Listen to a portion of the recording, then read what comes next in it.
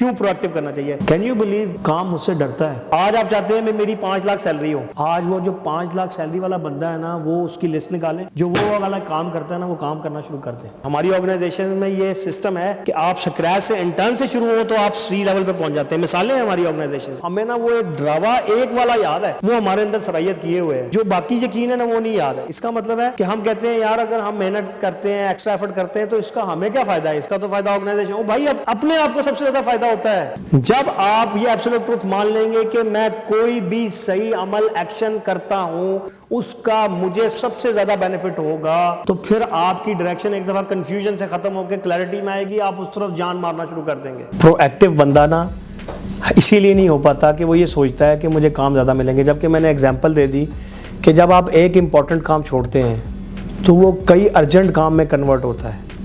क्या मिसाल के तौर पर आप एक प्रोएक्टिवली काम करते, कोई बंदा पूछता कि ये किया, आपने कहा सर ये देखे किया हुआ है, तो आपको क्या होता? एप्रिसिएशन मिलती, उस बंदे की नज़र में आपकी कदर बढ़ जाती। वो बंदा कहता है यार मैं इस पर रिलाई कर सकता हूँ, डिपेंडेंट हो सकता हूँ।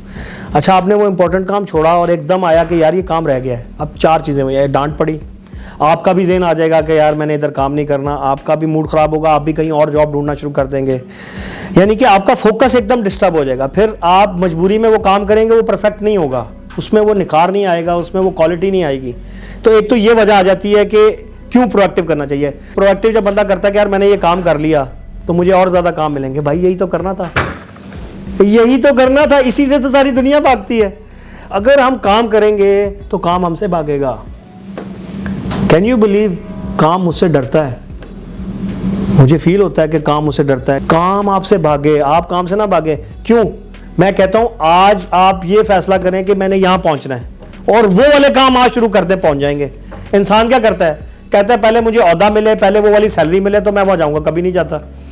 आज आप चाहते हैं मेरी 5 लाख सैलरी हो, आज वो जो 5 लाख सैलरी वाला बंदा है ना, वो उसकी लिस्ट निकालें, जो वो वाला काम करता है ना, वो काम करना शुरू करते हैं।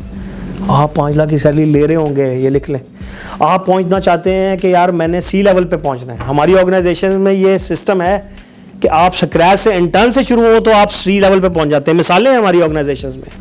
अभी रिसेंटली जवाद जो है, आज से 10 साल पहले इंटर्न हायर हुआ था, he is become chief operating officer for Gamestorm Studios. उसको मैं ये गाइडेंस देता था कि यार तुम वो वाले काम लेना शुरू कर दो। आज तुम ठीक है इस पोजीशन पे हो, लेकिन तुम पहुंचना हुआ जाते हो ना, वो वाली हेडेक लो, वो वाली पेन लो, वो वाला रिस्पॉन्सिबिलिटी लो, वो वाली ऑनरशिप लो, तो उधर भी पहुंच जाओगे और पैसा भी कमाओगे। इन दोनों को बाय प्रोडक्ट समझो, असल चीज़ काम की वैल्यूडेशन को समझोगे। यार ये काम मेरे जहन में आते जा रहे हैं और मैं करता जा रहा हूँ, आप पहुंच जाएंगे उधर। इंसान ये सोचता है कि मैं नहीं पहुंचूंगा, ये शैतान है। ये शैतान उसको बहकावा देता है कि जी नहीं, मुझे इतनी तनख्वाह मिलेगी, इन्होंने काम लेना है मुझसे और इसके बाद मुझे कहना है कि छुट्टी। और भाई ये बंदा आपकी छुट्टी करा सकता है ना, लेकिन आप तो वैल्यू वाइज कितने वैल्यूएबल हो गए हैं, कोई तो दूसरा बंदा उसको पहचानेगा ना। इसलिए कभी थ्रेट ना लें। मैंने जितने लोगों को अपने साथ अटैच किया, वो कहते थे कि यार हम इतनी बड़ी कंपनी से इस कंपनी में आ रहे हैं तो हमें थ्रेट है। आप फेल भी हो जाते हैं, आपको यहाँ सक्सेस नहीं भी मिलती, आप जब वापस जाएंगे ना, जो आपने एक्सपीरियंस कर लिया होगा, आप बाकी लोगों से बहुत डिफरेंट हो गए, क्योंकि आपने वो रिस्क का एलिमेंट ले लिया हुआ जो बाकियों ने लिया। आपने नई चीज़ लर्न कर ली होगी जो बाकी ने, तो आपकी तो सीवी वैल्यू भी बढ़ जाएगी। अल्लाह ताला 1000 बार ये गारंटी देते हैं कि रिस्क मेरे ज़िम्मे है, लेकिन अल्लाह ताला कहता है कि शैतान तुमको डराएगा खौफ के ये रिस्क की तंगी से। और पता है वो सिर्फ एक दफ़ा डराया है, वो हमें ना वो एक ड्रावा एक वाला याद है, वो हमारे अंदर सरायत किए हुए है, जो बाकी यकीन है ना वो नहीं याद है। इसका मतलब है कि हम कहते हैं यार अगर हम मेहनत करते हैं, एक्स्ट्रा एफर्ट करते हैं तो इसका हमें क्या फ़ायदा है? इसका तो फ़ायदा ऑर्गेनाइजेशन हो। भाई अपने आप को सबसे ज़्यादा फ़ायदा होता है, उसके बाद दूसरे को होता है। इसकी मिसाल है, जब मैं बोल रहा हूँ सबसे करीब कान मेरे हैं, तो अगर मैं कुछ बोल भी रहा हूँ तो सबसे पहले तो मैं सुन रहा हूँ। तो अगर आप कोई एक्शन ले रहे हैं, सबसे बड़ा बेनिफिट आपको होना है। लेकिन इंसान जल्दबाज है, अल्लाह ताला ने उसकी तबीयत बनाई है, वो जल्दबाज है। वो कहता है यार अभी मैंने ये किया, मुझे फौरी इसका रिजल्ट मिल जाए। और मैं चाहता हूँ कि ऑर्गेनाइजेशन ऐसी हों कि आप एफर्ट करें, फौरी रिजल्ट्स मिल जाएं। लेकिन जब रिजल्ट्स ले भी हो ना, वो मिलने ज़रूर होते हैं, क्योंकि वो वादा तो अल्लाह का है ना कि देर है पर अंधेर नहीं है।